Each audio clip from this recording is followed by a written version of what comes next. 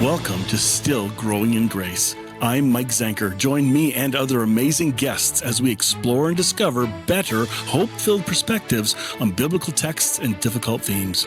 Prepare to expand your understanding of God's love and amazing grace.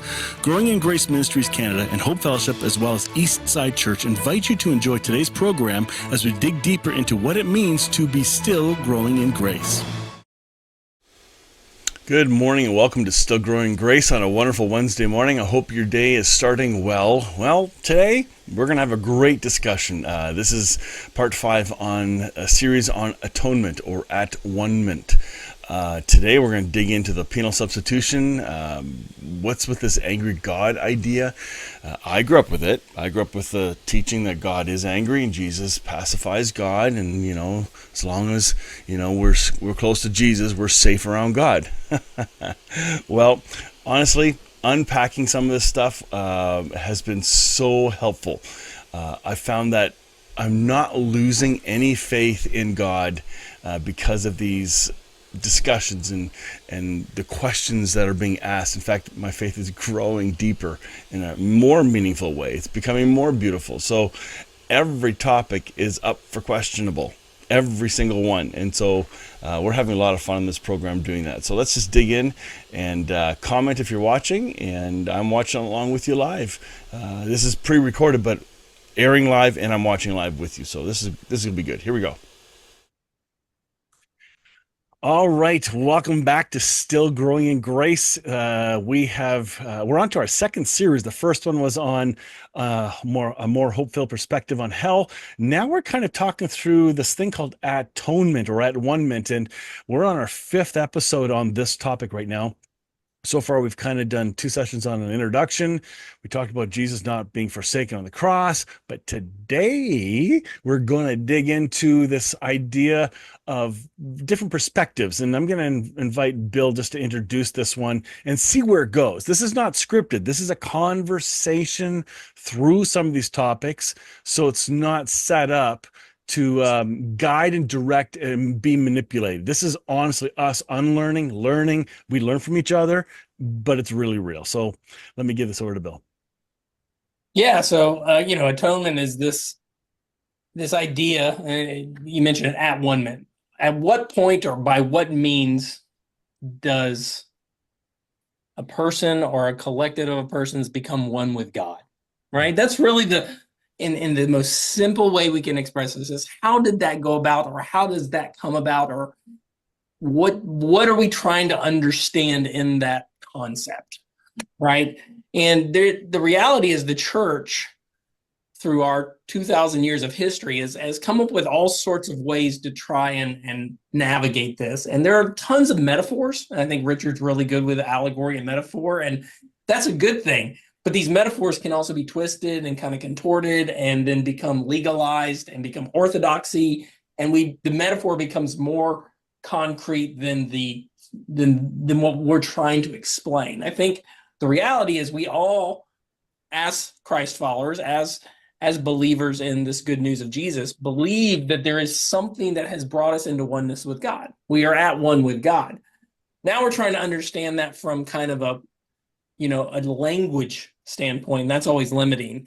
And like I said, and our tendency is to put that really, really in some sort of box. And we're trying to kind of explode those boxes. And over the course of history, there's been different ways that's been described. So I think today is to just kind of talk about many of those, and probably the one that's the most permeated through modern theology at the modern Western philosophical church level, which is kind of enrooted and honestly frames how most people understand theology. So is it fair then to say, just like the hell topic, we talked about all the tentacles attached to hell. We didn't know that we had a belief about something, and that's attached to a hell belief. Absolutely right. There's exactly this underpinning thing that you may not even have definition of, but that helps you really filter and define everything you believe God related.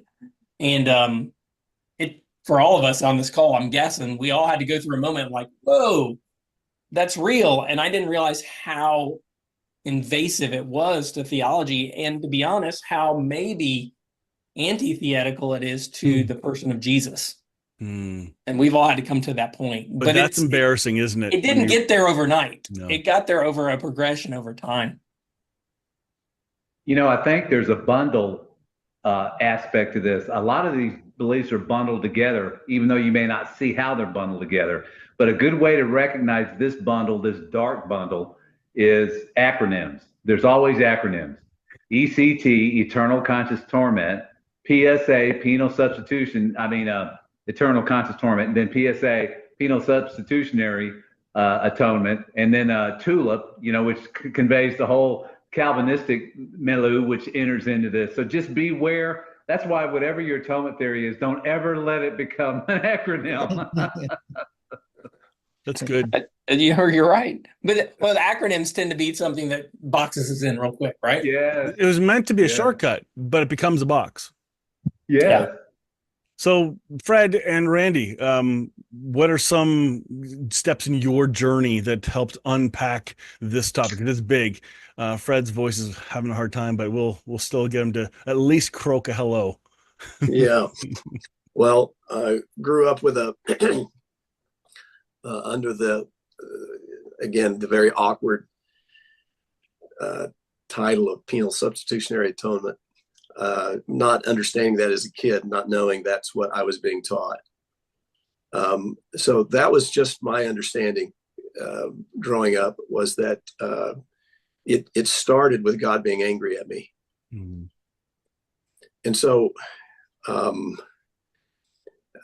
that point, this barrier between me and God, this sin that caused God to be angry at me, had to be paid for. And fortunately, kind of the good cop, bad cop, Jesus steps in as the good cop, says, Father is really angry at you, but I'm going to take that for you. And so there's so many things there. Primarily for me was the idea that God was just angry at me. And then even after the fact that Jesus died and all of that was removed, one sin caused him to turn his back on you again. Mm-hmm. If you didn't confess it, then you were right back into that same point, that same part. So that causes people, I think, subconsciously to have this idea that God is angry and distant, arms folded, and the relationship aspect is just removed. Yeah. There's no relationship with him. There's just an appeasement. That's the problem with this idea of penal substitution of atonement, that God has to be appeased, which is a very pagan notion, to be honest. This idea that God has to be appeased. And so coming out of that was incredibly difficult, because not trying to take too long here, guys, but penal substitutionary atonement in the group I was raised in, that was the gospel. That was tied together. I mean, if you didn't believe that understanding, you didn't believe the gospel. You were anything else was heresy. Yeah. Anything otherwise. Yeah. Yeah. So, but for me, the most wonderful thing is being able to come. Maybe it's just Philippians 2, where Paul writes this beautiful song of a humble God, a God who steps into our flesh and into our humanity, who even to the point of death, and then forgives us from the cross and revealing who God is, and that beautiful vision was freeing for me. It is absolutely freeing for me as a preacher. It is incredibly good news to step away from that idea of penal substitutionary atonement. And but the Western Church is entrenched in this. Mm-hmm. I mean, they're entrenched in this, and this is a major point of contention. But they don't even know, most of them. No, I think maybe I shared this a couple times, but I was preaching one time and trying to unpack this idea that Jesus wasn't there trying to save us from God. Is really what the idea is. And I had an individual stand out. I mean, we're a pretty decent sized congregation. I mean, he stands up in the middle of that and shouts me down, just like, I've got to stop you in the middle of the service. Because that's just, yeah. Our security guards were pulling for their weapons and everything else. We didn't know what was going to happen. And I'll back that up in my church history. I don't think that even pastors, unless they begin some sort of journey, this is what they've been taught. And it's just been passed from generation to generation to generation as concrete, immutable fact. Never questioned. It's only been until I'd say the last decade that you see cracks in that armor, but immediately it's purged. And obviously, Mike and Fred, you've both been through that at the pastoral level. I've been at it at an assistant pastoral level where the church above me instantaneously said this is dangerous and purged me. So it's a tough thing that if you're involved in a church, and I do think the next step for us is maybe I think Fred, you did a really good job of kind of giving the big kind of very broad view of penal substitution, but how did we get here collectively as a church? What is penal substitution kind of at the final, like, pinpointed place, and what preceded it, and really what was the first understandings of atonement that we've derailed so badly from? Randy, I know you know some of that. What's your experience? Well, when I came to the Lord, I was in my early 20s, and I came in on the testimony of some people who just told me about his goodness, and I bought it. I was just sold. And so I was a writer, and I used to like to think about things. And so within my first 1 or 2 weeks of being a believer, I started writing, and I wrote out a story based on characters out of a Cat Stevens song. And Wow. and when I look back now at this little story I wrote, it was like an analogy of the gospel. It was Christus Victor.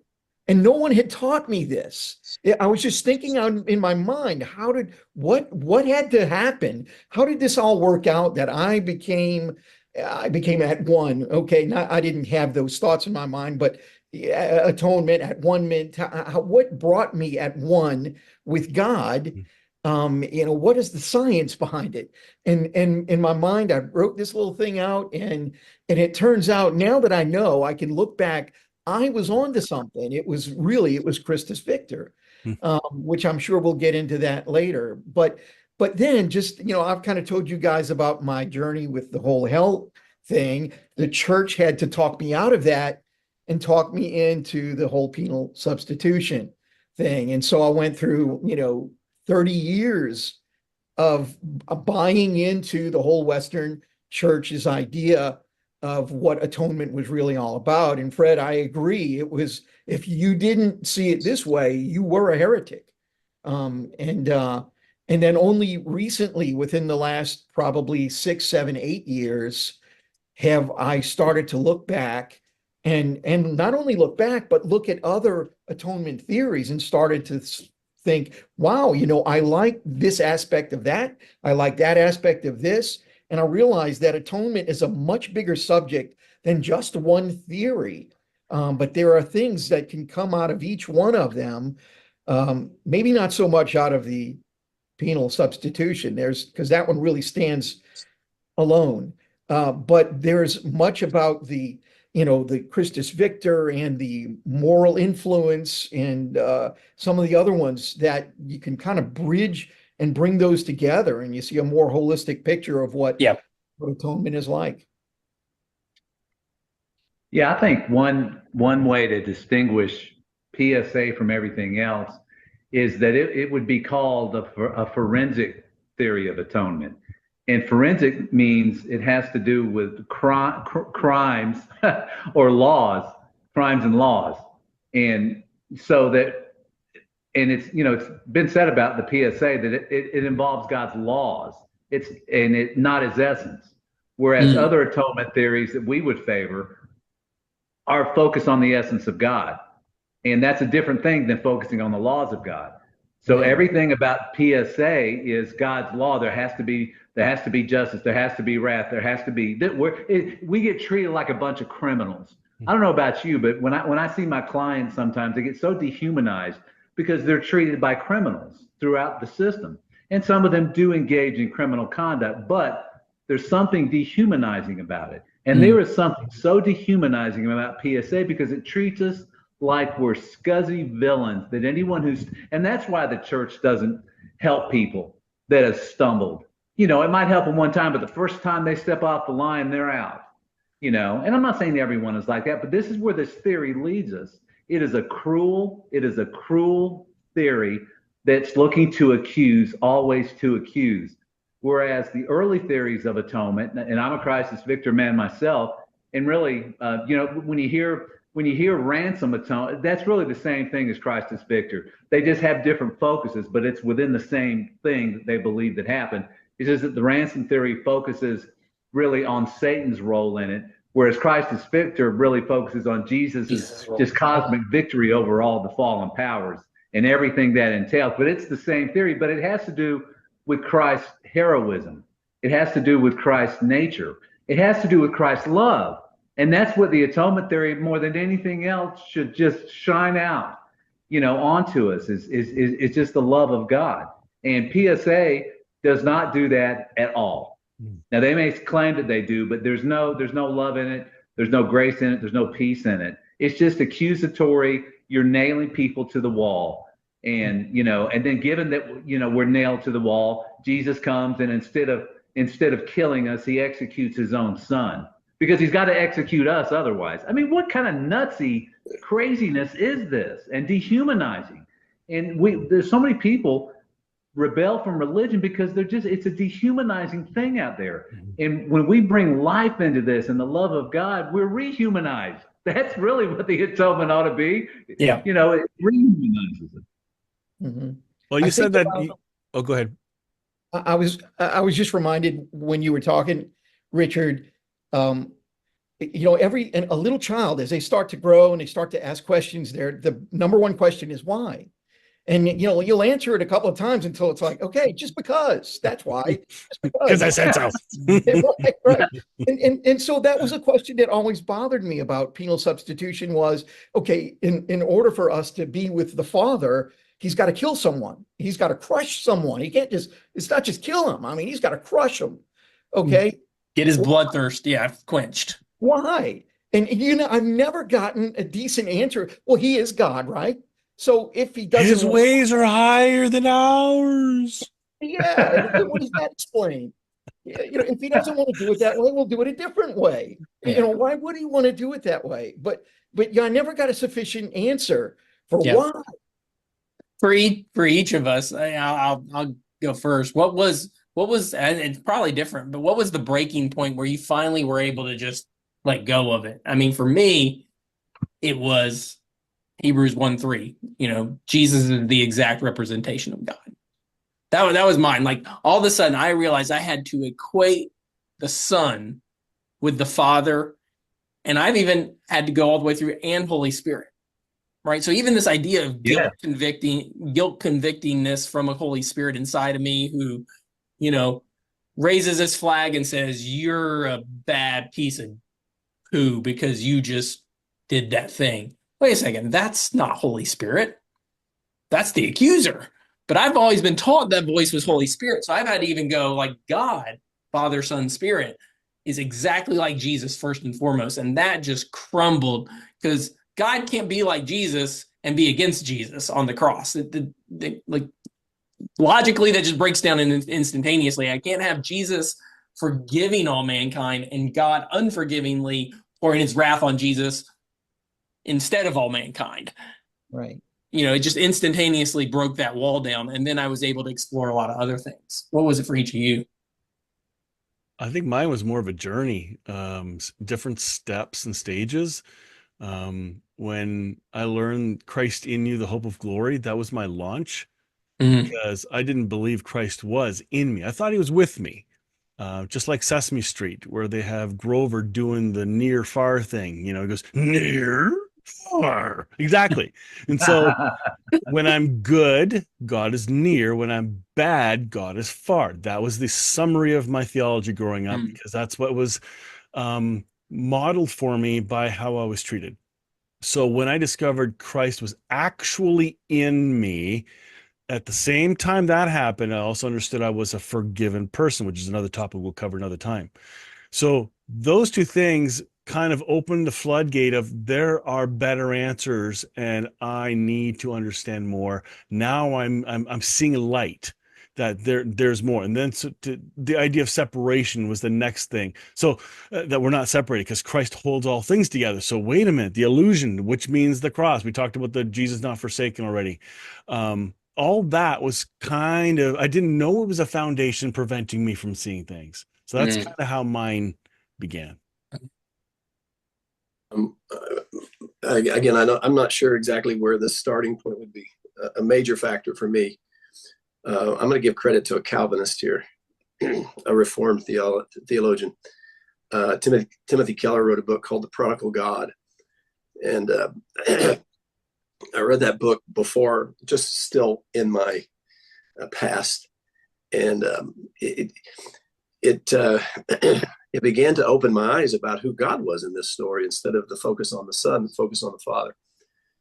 And then Malcolm Smith wrote a book on the whole story of the prodigal son. Yeah. And so I think the thing about that story is the idea that the son comes back, and nobody has to be whipped or beaten or for the father's wrath to be appeased. That the father's love was always there. He just wasn't aware of it. And he comes back, with this prepared speech to maybe earn him some sort of favor. But he's interrupted in the middle of that speech with an abundance of love that was already in existence. And for me, also Henry Nouwen wrote a little book about that as well. And so that story of the prodigal son is a major part of what helped me walk away from what I had been taught. Was it called This Son of Mine? Yes. Malcolm Smith. Malcolm Smith, The Son of I Mine. forget now Henry's book, Henry Nouwen's book, but it's also very good. Yeah. And a painting that's also there. He also has a painting with it. It's just, it's all, I don't know. By the way, we are discussing something that's beyond our ability to really comprehend. There's a part of this is a mystery. And that's where sometimes the music and the art allow us to kind of enter into the beauty of it, even though we don't completely understand it all.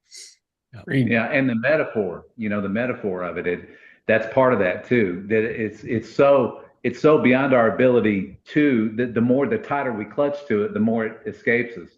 Which is why, I think having multiple metaphors about it is good. Not even one may be good from one angle, but there's another. We could come up with 100 metaphors.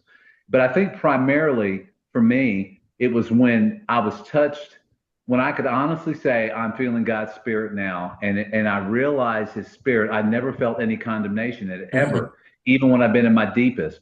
Maybe I felt numb. I knew he was there, but I wasn't really interacting. But I've never felt hatred, or even when I've been, fractured away from him, I've still felt his presence and near me, and grieving for me. But he was grieving for my pain. Just the more I got to know the Spirit, the more I saw that God's energies are curative. They just are. So, which is why I think that instead of a forensic model, which is, criminal, which is how we treat criminals. What do we do to criminals? How do we retaliate against criminals? It should be medical, which is how do we put the balm of healing on our souls? We do have, there is a common sickness we all share, an angst.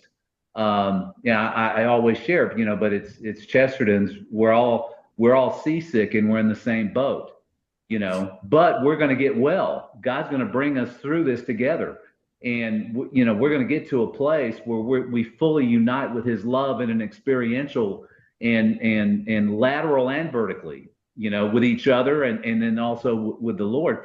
And I just when I tasted of the Lord's energies, that to me pointed out PSA is garbage. It just is garbage. It's dung.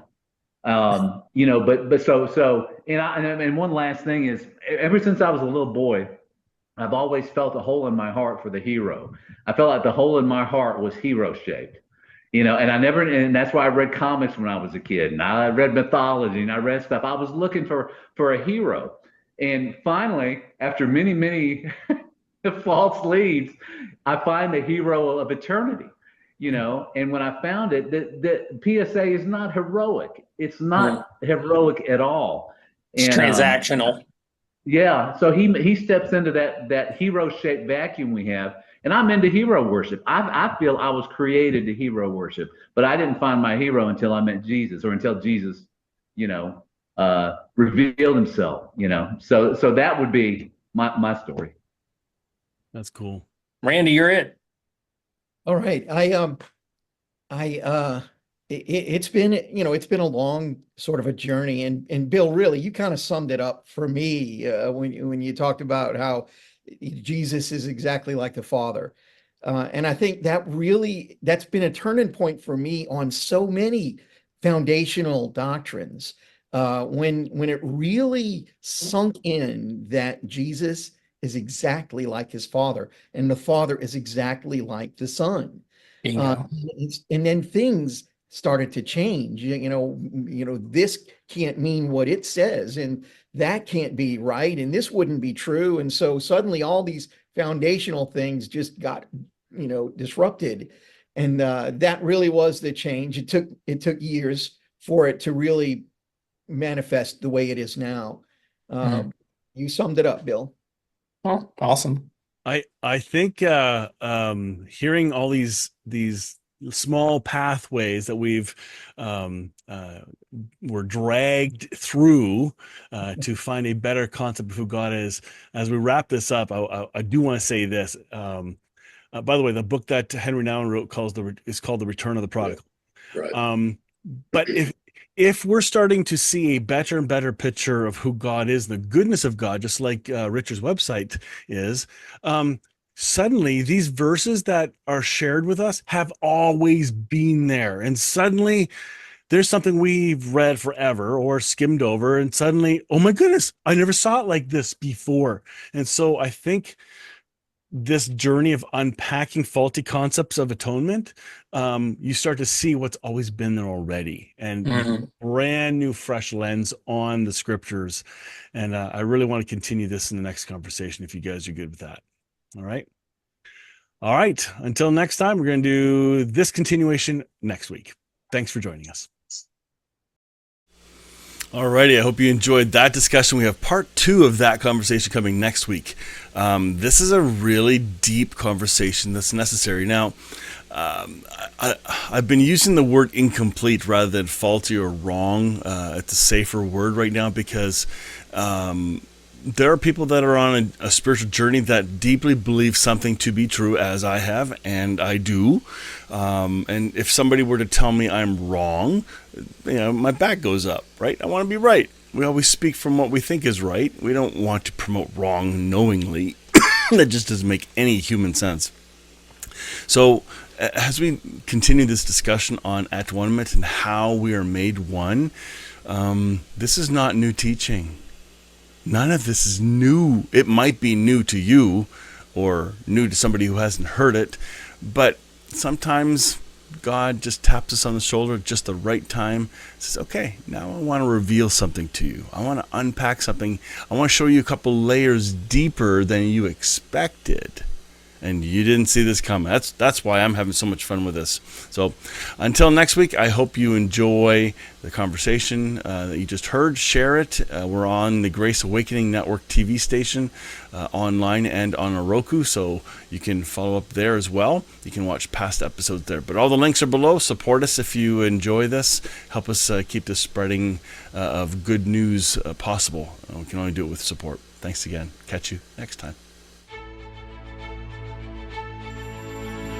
Join me next time on Still Growing in Grace. Enjoy previous episodes by downloading our podcast at growingingrace.ca. If this show's been an encouragement to you, consider making a donation today. For our Canadian link, visit growingingrace.ca, and for our USA link, visit eschurch.com. Your donation will help us continue spreading really good news. Thank you again for tuning in to Still Growing in Grace.